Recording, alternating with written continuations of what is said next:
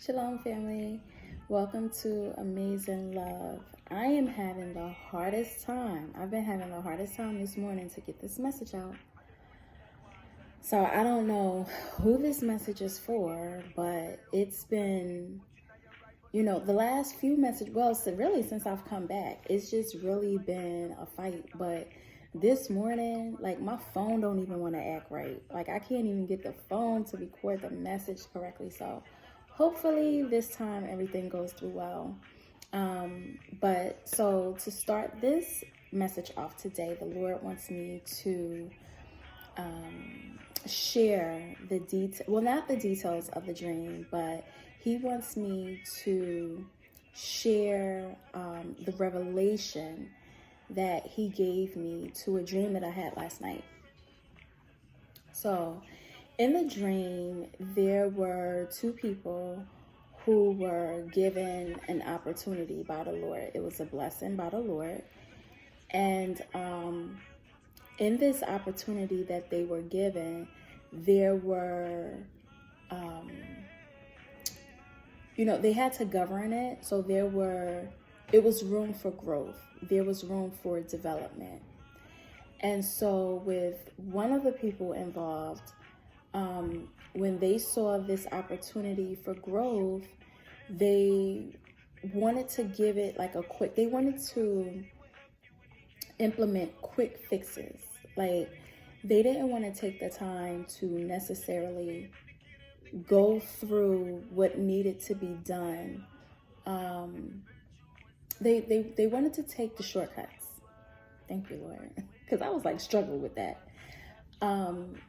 One person wanted to take the shortcuts, whereas the other person was willing to do whatever it is that they needed to do to make sure everything was done properly.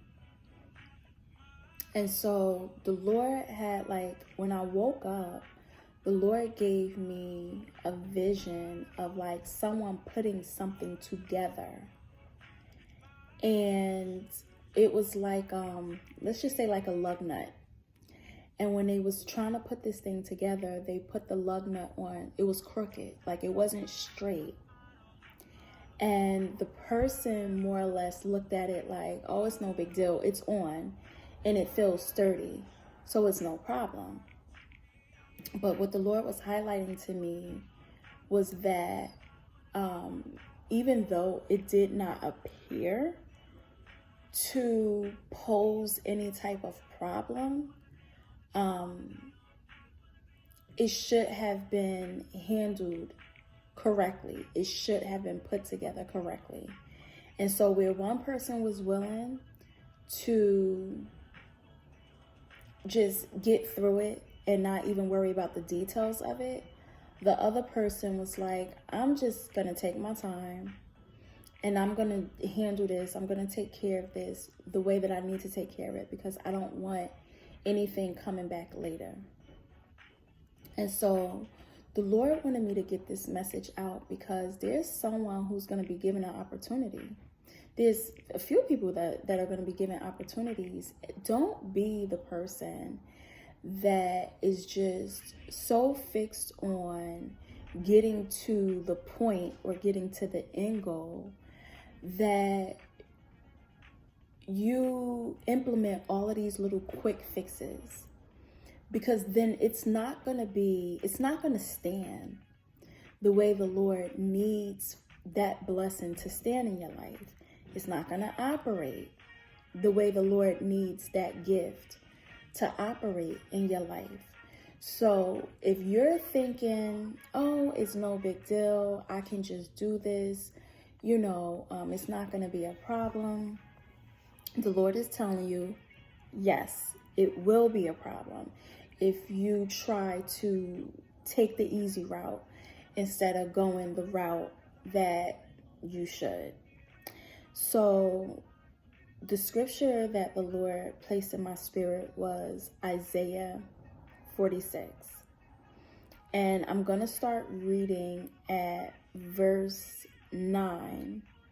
And I'm going to start reading from the King James Version. It says, "Remember the former things of old, for I am God, and there is none else.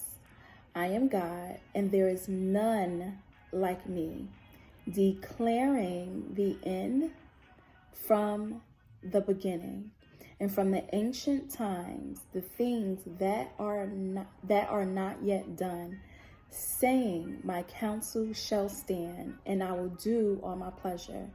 Now I'm going to jump down to verse 11, but I'm going to start in the middle of verse 11. It says, yea, I have spoken it, I will also bring it to pass. I have purposed it, I will also do it. Now I'm jumping down to verse 13. It says, I bring near my righteousness, it shall not be far off, and my salvation shall not tarry.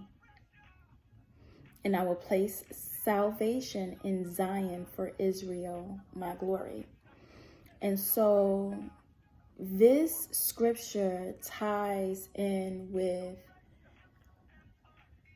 the revelation of the dream, because this is someone who doesn't even see, like, you don't even believe that this blessing is coming.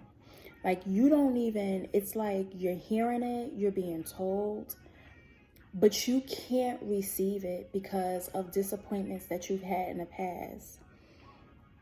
Because of whether it was heartbreaks, whether it was situations that you tried to start in the past and it failed. Whatever the situation is, the Lord is saying you're having such a hard time with receiving this. And the Lord has been speaking to you. So this is a confirmation message. The Lord has been speaking to you. He's been telling you, and you're having a difficult time receiving what the Lord is saying to you. And so what I'm going to do is break down what I just read in the easy version so that you have a full understanding of what God is saying to you. What the Lord is saying to you is, remember all the things I did long ago. So there's some things that the Lord has already done in your life. He's already showed you who he is and what he's capable of doing. The Lord needs you to go back to those things. He needs you to reflect. Take some time out, meditate on the Lord, and just think about the things that the Lord has brought you through. He's saying to you, I am God. There is nobody else like me. So where you're thinking that things might be impossible, the Lord is saying, I'm God. I can't fail. I don't fail. There's nobody else that's like me. So you can't compare any situation or anybody else with me. I stand and I stand alone. There is no other God except me. From the beginning, I say what will happen at the end.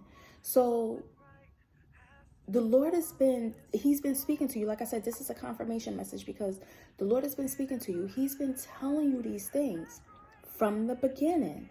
I say what will happen at the end. Long ago, I spoke about future things that have not yet happened. So what he's saying to you is, I've told you this. You don't believe me. And he understands. He understands why you don't believe him, which is why he's sending me here to confirm to you once again that it's him. He's saying you can trust me. It's me. I'm your God. I'm not going to fail you. I spoke to you about future things. The things that I've told you that's going to happen, it's going to really happen. He goes on to say, I say this, my purpose will not change. I will do everything that I want to do. So in the gift that the Lord is giving you, in the blessing that the Lord is giving you, there stands a purpose in it. He hasn't gone back on his purpose. That's the reason why he's saying, yes, I know it seems unreal. I know it seems like I've gotten my hopes up before and it hasn't happened. I know you feel that way. But my son, my daughter, my purpose is not going to change, which means the revelation has to come into fruition. Like, it has to come through. It has to be birthed. Now I'm gonna skip that part. I'm gonna jump down to verse 11, but the middle of verse 11 says, yes, I will surely do what I have decided to do. I have given the command. So the Lord is saying, I gave the command already. Like, it's actually in the works. As we speak, as I'm speaking to you, this blessing is in the works. He's already given the command. And he's saying, I will cause it to happen. It's going to happen. It's as good as done. It's done. It's done. He goes on saying, listen to me, you people who refuse to obey me. So we fall short. You fall short. You choose not to do anything that is right. You just don't want to believe him. You don't, you just, as much as the Lord keeps bringing this word to you, you just don't believe him. But in verse 13, he's saying, but now I am ready to rescue you, and I will show you what is right. This will happen. This will soon. The easy version says, this will soon happen. I will save the people in Zion. I will make Israel great and beautiful. Again, the enemy was fighting me so hard in getting this message out, because he knows, like, whoever is in need of this confirmation, he's saying, I got you. I know, I get it. It's been difficult. It's been long. It's been trying. It's been a lot of pressure. But then the Lord also gave me a bonus scripture. So when I was reading the Isaiah 46, he had my eyes scan over to Isaiah 45, verse 19. I'm reading from the King James Version. It says, I have not spoken in secret in a dark place of the earth. I said not unto the seed of Jacob, seek ye me in vain. I, the Lord, speak righteousness, and I declare things that are right. When the Lord said, I said not unto the seed of Jacob, seek ye me in vain, what he's saying is, everything that you've been doing to prepare, you wasn't doing that for no reason. The enemy wants you to think that what the Lord has been saying to you is false. Like, it just won't come into fruition. Like, the Lord has been saying this. He's been saying this. He's been saying this. And I keep getting my hopes up. I keep getting my hopes up. It never happens. It never comes through. It never comes through. It never comes through. The Lord is saying, I didn't ask you to seek me in vain. If I said it, it means that I'm going to do it. But not first without you understanding and realizing that I don't want you to mess your blessing up. Which is why the dream was so necessary, because he showed me two different people. One person, once they received the blessing, they were willing to work that blessing out step by step, detail by detail. They weren't trying to rush. They weren't worrying about what the next person was doing. They saw when the other person started trying to do the quick fix, but when they saw that, they said to themselves, I'm not doing that. I'm going to take my time, and I'm going to make sure I do this right. And then you had the other person that was just so happy and so excited to have what they had.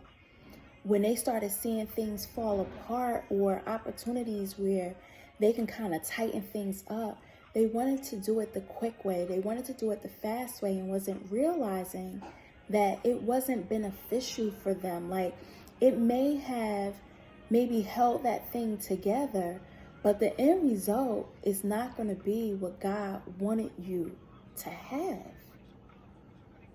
it's going to be done halfway, which means you'll get a halfway result. So he's saying, I've spoken it. I said it. I'm confirming it.